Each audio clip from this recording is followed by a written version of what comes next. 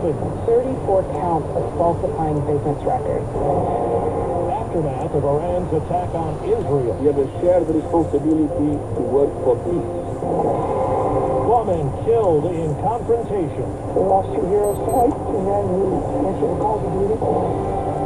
Good morning, I'm Steve Kathan with the CBS World News Roundup. Jury selection today in New York City in the first criminal trial of a former president of the United States. Donald Trump, the man who's in line to become the Republican presidential nominee, is charged with trying to illegally cover up hush money payments to an adult film star.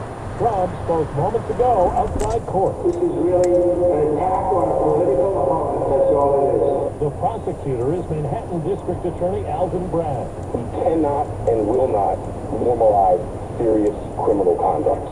Here's CBS's Robert Costa. President Trump today becomes the first former president to stand trial in a criminal case. When I walk into that courtroom, I know I will have the love of 200 million Americans behind me. Trump faces 34 felony counts of falsifying business records, accused of scheming to funnel payments to adult film star Stormy Daniels.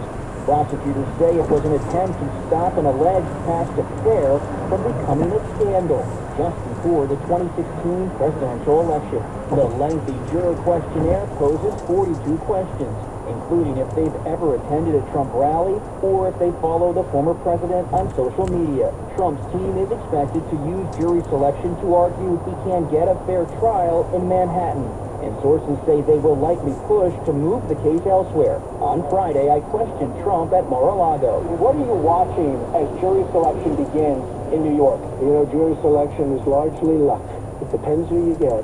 It's very unfair that I'm having a trial there. Former federal prosecutor Robert Mintz says it will be a challenge to find jurors who can make a decision impartially. Everybody will have an opinion, but the real question here is, can they put all of those issues aside and simply make a decision based on the evidence that's presented in the courtroom? Now to the Middle East, where there are fears of a further escalation after Iran launched its first direct attack on Israel from its own territory. Damage was minor from the drone assault, which was a response to an attack on an Iranian embassy building in Syria that was blamed on Israel. CBS's Tammy McCormick on diplomatic efforts. The Middle East is on the brink. UN Secretary General Antonio Guterres says the people of the region are facing the possibility of a full-scale regional conflict. Now is the time to defuse and de-escalate. Many of Israel's allies, including the U.S., are urging it not to retaliate. CBS News White House correspondent Nancy Cordes. We are told that President Biden has informed Israel's prime minister over the weekend that while the U.S. did step up to protect Israel on Saturday, the U.S.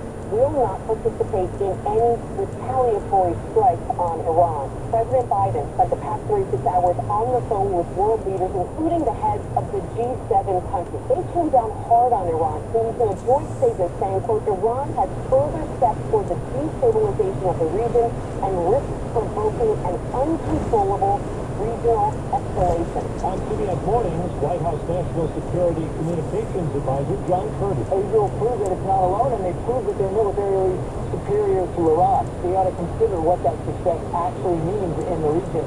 There's no reason for this to escalate further, and of course we're not looking for a war with Iran. Here's where the FBI has opened a criminal investigation into the collapse of Baltimore's Francis Scott Key Bridge. Agents have been on the cargo ship that collided with the bridge, and the FBI has had people on scene for weeks. It's 4 minutes after the hour. Well, that's today's news. Today's news. I didn't hear any good news, did you? I didn't think so. I guess it's all about perspective. The glass is half full. As always, I want to thank you again for coming along with me on these Dash Cam News adventures. You know the drill. Peace, love, and all that hippie jazz. Bye-bye, everybody. It's 51 degrees in San Pablo, California.